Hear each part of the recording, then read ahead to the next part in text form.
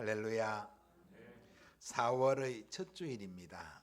4월에도 우리 하나님의 크신 은혜가 우리 모두에게 충만하게 임하시길 축복합니다. 하나님께서는 사람들을 더불어 살아가도록 하셨습니다. 사회를 이루며 서로 돕고 서로 격려하며 살도록 하셨지요. 더불어 살아가려고 하면 그 사회나 조직과 잘 맞추어 사는 것이 필요하죠. 더불어 살면서 서로 맞지 않으면 여러 가지 어려운 문제들을 야기하게 됩니다. 직장 생활을 하면서 직장이 맞지 않고 또 이웃과의 삶의 환경이 맞지 않고 집안에 살면서 성격이 맞지 않고 추구하는 방법이나 방향이 맞지 않고 음식의 기호가 맞지 않아도 살기 어렵습니다. 부부가 결혼하여 함께 살다가도 맞지 않는다고 이혼을 하는 경우도 우리 사회에 큰 사회적 문제로 대두되고 있습니다. 어려운 시험에 합격하여 들어간 직장에도 맞지 않기 때문에 뛰쳐나오는 사람들도 있습니다. 몇 년을 공부해서 들어간 대학도 맞지 않다고 중도에 포기하는 사람들도 있지요. 정말 맞는다는 것, 그 사회와 그 환경, 그 가치가 함께 맞는다는 것은 정말 우리 삶에서 중요합니다. 하나님을 믿는 믿음 생활도 이와 같다고 생각을 합니다. 하나님을 믿는 믿음 생활도 맞아야 됩니다. 같은 신앙생활을 하는 교회가 같이 자기와 잘 맞아야 됩니다. 더불어 함께 신앙생활하는 내 주변의 성도들과도 잘 맞아야 됩니다. 교회와 잘 맞지 않으면 함께 신앙생활하기 정말 어렵죠. 목사님하고는 잘 맞는데 집사님하고 안 맞아서 신앙생활 못하는 사람들도 있습니다. 집사님하고는 잘 맞는데 목사님하고 또 안 맞아서 같이 생활을 못하는 그런 경우도 있죠. 합당하게 맞다는 것, 마음이 맞다는 것은 정말 중요하죠. 믿음 생활에서 어디에 잘 맞춰야 되느냐, 이것 또한 중요합니다.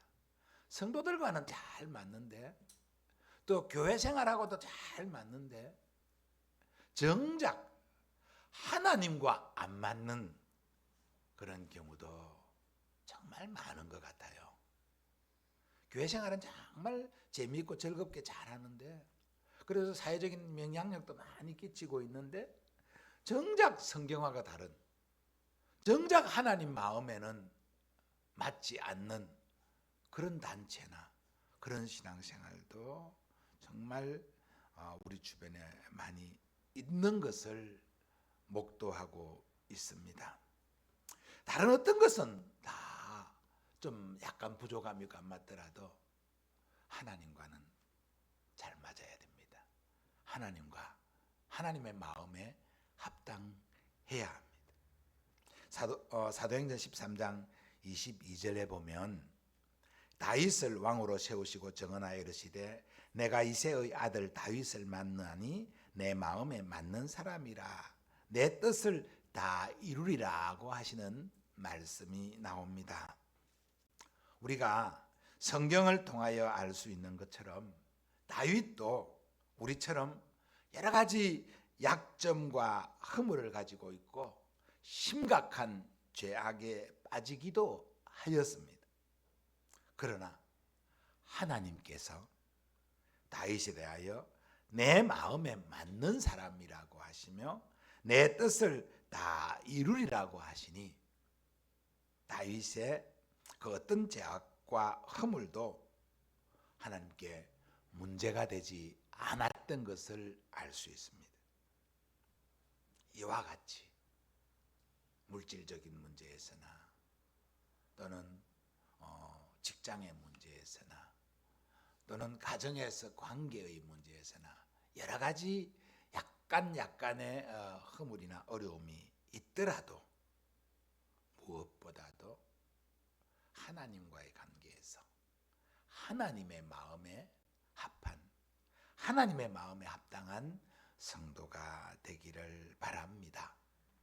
오늘 우리가 함께 은혜 받고자 하는 본문의 말씀은 예수님께서 12제자를 임명하신 후에 제자가 어떻게 살아야 하는지를 가르치는 말씀의 일부분입니다.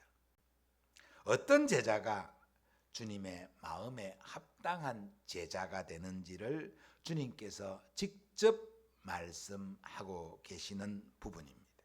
이 시간 예수님께 합당한 자란 제목으로 예수님께서 어떤 제자를 찾으시는지와 우리가 어떻게 예수님의 마음에 합당한 자로서 살아갈 수 있는지를 살펴보면서 은혜와 도전을 받는 저와 여러분 되기를 바랍니다. 예수님께 합당한 자라고 했습니다. 어떤 자가 예수님께 합당한지 주님 직접 말씀하시기를 예수님을 더 사랑하는 자가 예수님께 합당한 자라고 하셨습니다. 37절 말씀을 우리가 같이 한번 읽어보겠습니다. 시작. 아버지나 어머니를 나보다 더 사랑하는 자는 내게 합당하지 아니하고 아들이나 딸을 나보다 더 사랑하는 자도 내게 합당하지 아니하며. 여러분, 이 말씀에 주저없이 아멘이라고 대답할 수 있겠습니까? 이 말씀에 쉽게 동의할 수 있는 사람이 얼마나 될지 모르겠습니다. 아버지나 어머니, 아들이나 딸은 우리 인간 사회에서 결코 끊을 수 없는 관계이고 가장 사랑하는 관계입니다. 우리가 이 세상을 살아가면서 부모나 자식보다 더 사랑하는 것이 무엇이 있겠습니까? 아무리 부족하고 볼품이 없는 사람이라도 부모님일 때는 그 부모님이기 때문에 존경하고 사랑해야 하고 사랑합니다. 아무리 부족하고 못난 사람이라도 내 자식일 때는 자식이기 때문에 조건 없이 사랑합니다. 그게 부모와 자식과의 관계 아닙니까? 그런 부모와 자식보다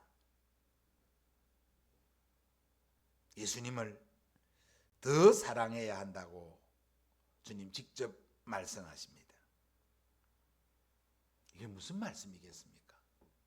이 말씀 그대로 듣고 내가 어떻게 신앙생활 해야 되지? 고민되지는 않으십니까? 사실 이 말씀을 잘못 오해하면 이 말씀에 그 예수님의 그 의도하시는 바를 깨닫지 못하고 이 말씀 때문에 교회에 대하여서 손가락질하고 욕하는 사람들도 많습니다. 이 말씀 때문에 예수 못 믿겠다고 하는 사람도 있습니다. 이 말씀 때문에 기독교가 정말 폐륜적인 단체라고 오해하는 사람들도 있습니다. 그렇다면 이 말씀은 어떤 의미인지를 우리가 정말 생각을 하고 깨달아야 합니다. 내 아버지나 어머니보다 나를 더 사랑하고 내 딸이나 아들보다 나를 더 사랑해야 내게 합당하다라고 하시는 말씀은 사랑의 크기보다 사랑의 우선순위를 말씀하는 것입니다. 물론 사랑의 크기를 말하여도 우리 주님께서 우리를 사랑하신 것이 우리 부모님이 우리를 사랑하는 것보다 자녀를 사랑하는 것보다 결코 작지 않습니다. 심각하게 말하면 부모님이나 자식에 대한 사랑은 사실상 이 세상에서 우리 눈에 보일 때가 전부입니다. 눈에 보일 때 우리가 같이 피부를 맞잡고 호흡할 때 그때 사랑이 부모와 자식의 사랑입니다. 불신자들은 부모님 살아계실 때는 막 함부로 불효를 행하다가도 부모님 돌아가시고 나면 묘지 잘 쓰고 또 제사 잘 해주면 그게 효를 다하는 것처럼 그렇게 하는 사람을 효자라고 그렇게 칭송하기도 합니다. 아무 의미 없는 것입니다. 쓸데없는 헛것입니다. 오히려 살아계실 동안에 한 번이라도 더 찾아보고 살아계실 동안 한 번이라도 문안하고 함께 더 호흡하며 맛있는 것 한 번이라도 더 같이 나누는 이게 진짜 효도입니다. 살아있을 때 하는 거죠. 부모 자식의 효도는. 그러나 우리 주님의 사랑은 이 땅에 살아있을 때뿐만 아니라 저 영원한 하나님의 나라에서 계속돼서 사랑하고 또 사랑받아야 할 관계입니다. 물론 어떤 부모의 사랑, 물론 그 부모님이 자식을 위하여 자기 목숨을 내던질 수도 있지요. 자식이 부모를 구하기 위해서 자식이 부모에게 부모를 보호하기 위해서 자식 목숨을 내던졌습니다. 그건 정말 인간사에서 정말 크고 존귀한 사랑입니다. 그런데 우리 주님은 그보다 더 크게 우리를 사랑하셨습니다. 주님은 우리를 살려주시기 위해서 십자가에서 자신을 아낌없이 헌신하셨습니다. 십자가에 자신을 내어주시고 피 흘리고 살찢기까지 우리를 사랑했습니다. 그래서 이 사랑이 정말 크고 존귀하다라고 말할 수 있습니다. 그런데 이 사랑의 크기로 부모보다 내가 더 사랑했으니까 나를 더 사랑하라, 주님이 그렇게 이기적으로 말씀하시는 것은 아닙니다. 그러나 주님을 더 사랑하라고 하시는 이 말씀은 내 삶에 있어서 우선순위를 어디에 둘 것인가, 무엇을 먼저 바라보고 살 것인가, 이 땅에 눈에 보이는 이것을 전부를 두고 살 것이냐, 저 영원한 하나님의 나라에서 영생 복락을 누릴 그 나라를 바라보며 살아갈 것인가, 이 우선순위를 잘 살피며 나아가야 하는 것이 주님의 마음에 합당한 제자의 삶이라고 가르치고 계신 것입니다. 우선순위, 부모님을 사랑하고 자녀를 사랑해야 됩니다. 그러나 그 부모님과 자녀를 사랑하기 때문에 하나님을 사랑하는 것, 나를 사랑하신, 나를 구원하신 예수님을 잊어버리는 것은 그 우선순위를 잘못 정한 것이다. 정말 주님을 더 사랑하다 하는 것은 내 삶의 우선순위를 가장 주님께 두고 살아가야 하는 이것이 주님의 마음에 합당한 제자의 삶이라는 것을 오늘 말씀을 통하여 다시 한번 마음 깊이 새기는 저와 여러분 되기를 주님의 이름으로 축복합니다. 우선순위를 잘 정하고 살아가는 우리가 되기를 바랍니다. 똑같이 사랑하는 것 같지만은, 똑같이 사랑해야 되지만은 우선순위를 어떻게 둘 것이냐. 나는 어떠한 경우라도 주님을 내 우선순위에 두고 내 삶의 최고의 가치와 최고의 목적으로 두고 살아가겠다. 그리고 그 나머지 내게 따라오는 모든 물질이나 명예나 권세나 이런 것들은 주님을 더 사랑하기 위한 수단으로 삼겠다. 그래서 이것이 목적으로서의 예수, 수단으로서의 삶입니다. 이것을 바로 세우는 것이 참다운 제자의 모습인 것을, 주님이 합당히 하게 여기시는 제자의 모습인 것을 오늘 말씀을 통하여 확인하며 그렇게 살아가는 우리 모두이기를 바랍니다. 주님의 마음에 합당한 자의 삶은 자기 십자가를 지는 삶이라고 했습니다. 38절 말씀입니다. 같이 읽습니다. 또 자기 십자가를 지고 나를 따르지 않는 자도 내게 합당하지 아니하니라고 했습니다. 십자가를 지라고 했습니다. 자기 십자가를 지고 따르는 자를 예수님께서는 나의 제자로 합당한 자라고 인정하신다고 말씀하십니다. 지금이야 십자가가 예수 믿는 사람의 상징물로서 많은 사람에게 십자가가 친숙하고 또 십자가를 사랑합니다. 그래서 좋은 보석으로 황금으로 십자가를 만들기도 합니다. 그러나 십자가는 사실상 영광의 상징물이 아닙니다. 십자가는 치욕과 수치의 상징입니다.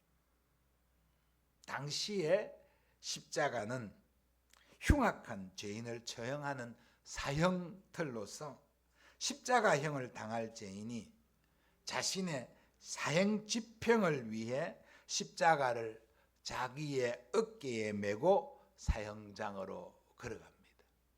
이게 십자가 지는 거예요. 그러니 얼마나 흉측하고 무서운 것이겠습니까? 십자가를 지고 사형장으로 걸어가는 죄인의 모습을 보는 사람들이 그 십자가를 보면서 자신들은 저렇게 십자가 지지 않기를 소망하며 기원하던 그 흉악한 상징물이 십자가입니다. 그 십자가를 예수님께서 지셨습니다. 예수님께서 자신의 흉악한 범죄의 결과로 십자가를 지신 것이 아니라 아무 흠도 아무 죄도 없으신 예수님께서 우리의 모든 죄와 허물을 그 십자가에 지고 희생하셨습니다. 그 십자가를 바라보면서 예수님이 십자가를 지고 간다라고 보면서 저 십자가에 나의 죄와 나의 허물이 나의 간악함이 메어지고 걸어가고 있음을 우리는 바라보아야 합니다. 사실 이 대속의 십자가는 예수님만이 지신 것이고 또 예수님만이 지실 수 있는 십자가였습니다. 예수님이 지신 그 십자가를 예수님이 우리에게 지라고 하시는 것은 결코 아닙니다. 우리는 그 십자가를 질 수가 없습니다. 예수님만이 우리의 모든 죄와 허물과 수치를 그 십자가에 얹어서 지고 가셨습니다. 우리는 그 십자가를 바라보며 구원받은 사람들입니다. 그런데 예수님께서 제자들에게 자기 십자가를 지고 나를 따르라고 했습니다. 예수님이 우리의 모든 죄와 허물을 다 예수님이 진 십자가에서 희생하고 완성하셨습니다. 믿기를 바랍니다. 그런데 예수님께서 자기 십자가, 이 자기 십자가는 예수님 십자가 아닙니다. 우리 십자가입니다. 우리 십자가를 지고 예수님을 따르라고 했습니다. 그렇다면 이 십자가는 다른 사람의 죄를 대속하기 위하여 지신 주님의 십자가와는 다른 십자가임이 분명합니다. 그렇다면 우리가 져야 할 이 십자가는 무엇일까요?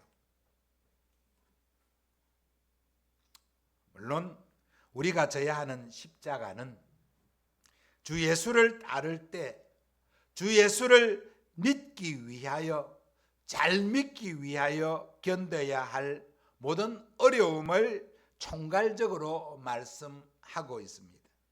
그 십자가를 진다는 것은 예수님을 따르는 길에 당면하는 예수님을 따르기 위하여서 감당해야 될 모든 어려움들, 이것을 십자가라고 할 수 있습니다.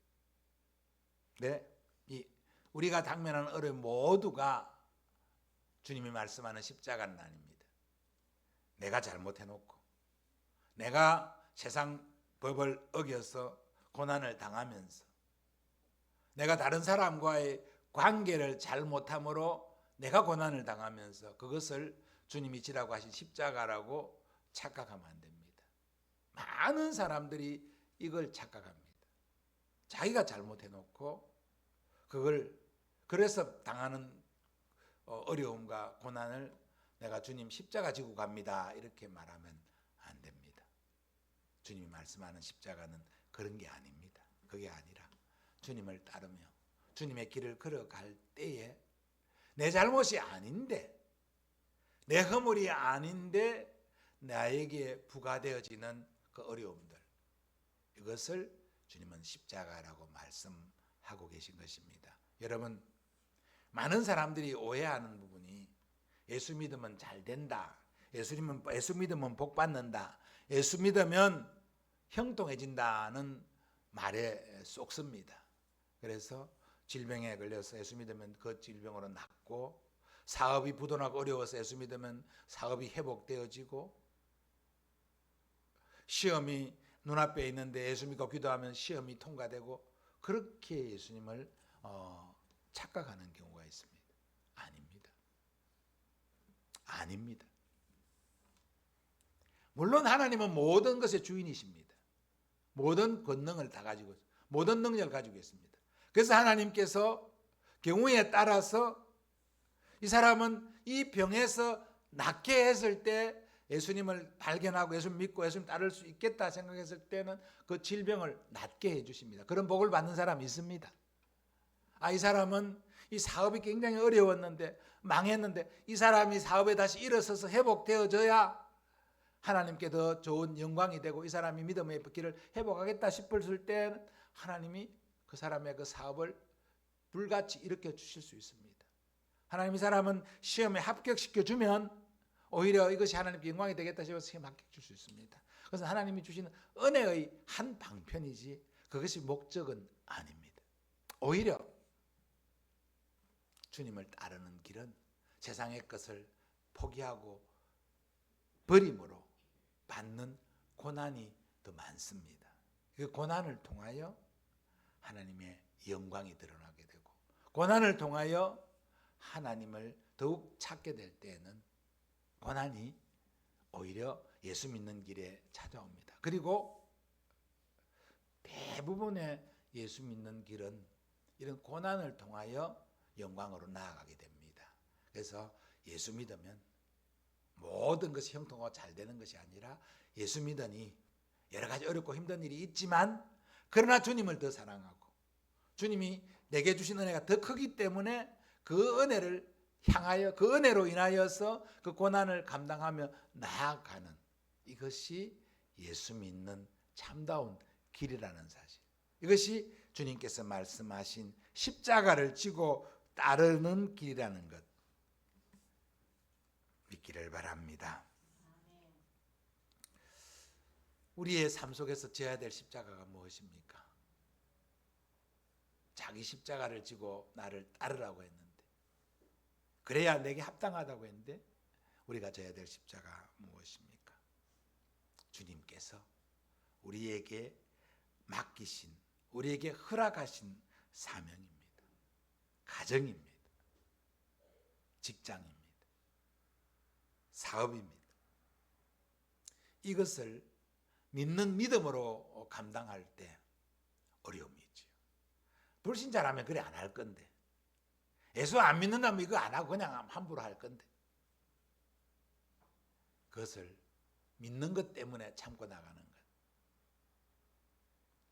예수 안 믿으면 이 가정 내가 팽개쳐버릴 텐데, 예수 믿는 것 때문에 이 가정을 붙들고 이 가정을 통해서 하나님께 영광 돌리기를 견디며 나아가는 것, 이것이 십자가 지는 겁니다.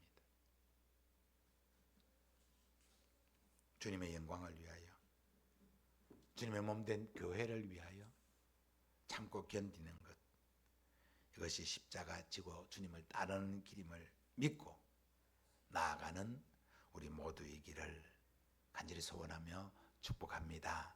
당장에 눈앞에 어떤 큰 좋은 일이 있지 않아도, 큰 변화가 없어도 말씀 따라 믿음으로 나아가는 것, 이것이 십자가 지고 가는 길이다. 이렇게 주님 말씀하십니다. 믿기를 축복합니다. 예수님께 합당한 자 어떤 사람입니까? 주를 위하여 목숨도 아끼지 않는 자라고 했습니다. 39절 말씀입니다. 같이 한번 읽겠습니다. 시작. 자기 목숨을 얻는 자는 잃을 것이요 나를 위하여 자기 목숨을 잃는 자는 얻으리라. 인간의 가장 큰 욕구가 목숨에 대한 욕구입니다. 생명입니다. 마태복음 6장 25절에 목숨을 위하여 무엇을 입을까 무엇을 마실까, 염려하는 것이 대부분의 사람들이 가진 실체라고 주님께서 말씀하셨습니다. 그런데 주님께 합당한 제자가 되기 위해서는 그 목숨조차도 아끼지 않는 자가 되어야 한다라고 말씀하십니다. 그것은 예수 믿는 것이 목숨보다 더 크고 중하다는 것을 말씀하십니다. 이 땅의 삶은 유한한 삶입니다. 이 땅에 누구나 한번 왔다가 살고 갑니다.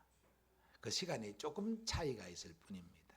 그래서 이 상에서 목숨에 연연하여 하나님의 진리와 하나님의 생명의 말씀을 거역하는 것은 정말 주님이 합당히 여기는 그러한 삶이 아니라고 했습니다. 예수님께서 한 알의 밀이 땅에 떨어져 죽지 아니하면 한 알 그대로 있고 죽으면 많은 열매를 맺는다라고 요한복음 12장 24절에서 그렇게 말씀하셨습니다. 이것은 주님이 자신의 생명으로 많은 사람을 구원하시는 그 영원한 생명의 미랄되심을 말씀하는 것입니다. 그리고 또한 우리에게 이 말씀을 주실 때는 우리가 주님의 나라를 위하여 자기 목숨을 돌보지 아니할 때 하늘로부터 더 큰 영광과 상급이 주어질 것임을 주님 말씀하신 것입니다. 주님을 따르는 길에 혹시 우리에게 그런 어려움이 참 주어지지는 않으시지만은 그런 일이 있다 할지라도 주님을 향하여 믿음으로 담대히 나아가야겠다는, 나아가는 길이라고 하는 이러한 결심 정도는 우리 마음에 담겨 있기를 바랍니다. 이 땅에 잘 살고 이 땅에서 행복하게 사는 것으로 예수 믿는 것의 전부가 아니라 오히려 이 땅에서는 내어침을 당하고 베어짐을 당할지라도 주님의 나라를 향하여 담대히 나아가야 한다. 이것이 주님께서 우리에게 요구하신 제자의 합당한 삶이라는 가르침을 오늘 말씀을 통하여 마음에 담는 저와 여러분 되기를 바랍니다. 사랑하는 성도 여러분, 우리가 예수님께서 인정하시는 예수님께 합당한 자가 되기를 진심으로 축원합니다. 우리 모두가 예수님께 합당하다고 인정받는 사람이 되어야 합니다. 그렇기 위해서 무엇보다도 내 삶의 우선순위를 예수님께 두어야 합니다. 다른 어떤 즐거운 것보다, 다른 어떤 기쁜 것보다, 다른 어떤 행복한 것보다 예수님이 더 중요하다, 예수님이 더 기쁘다, 예수님이 더 행복하다, 이렇게 정하는 것이 우선순위를 예수님께 두는 것입니다. 자기 십자가를 지고 따르라고 했습니다. 다 고통은 다른 사람이 하고 나는 편안하고 좋은 영광만 얻겠다. 이건 예수님 믿는 참다운 제자의 길이 아닙니다. 주님을 따르는 길에 고통과 어려움이 당할지라도 힘든 일이 있을지라도 묵묵히 그 길을 나아가는 것, 이것이 십자가를 지고 가는 길입니다. 자기 목숨을 위하여 주님을 배신하고 포기하는 것이 아니라 자기 목숨을 잃을지언정 주님을 영화롭게 하는 것, 이것이 목숨을 아끼지 않는 그러한 삶의 모습입니다. 이러한 믿음의 길을 우리가 걷고 있는 줄 믿습니다. 이런 믿음의 길을 주님께서 우리에게 걸으라고 말씀하시는 줄 믿습니다. 이 믿음의 길을 앞서가신 예수님처럼, 앞서가신 베드로와 바울과 여러 제자들처럼, 앞서가신 주기철 손양은 목사님 같은 순교자들처럼 우리도 이 혼탁한 세대, 이 혼탁한 시대에 주님을 바라보며 주님의 제자로서의 삶을 한 걸음 한 걸음 잘 내디디며 나아가는 우리 모두이기를 주님의 이름으로 축복합니다.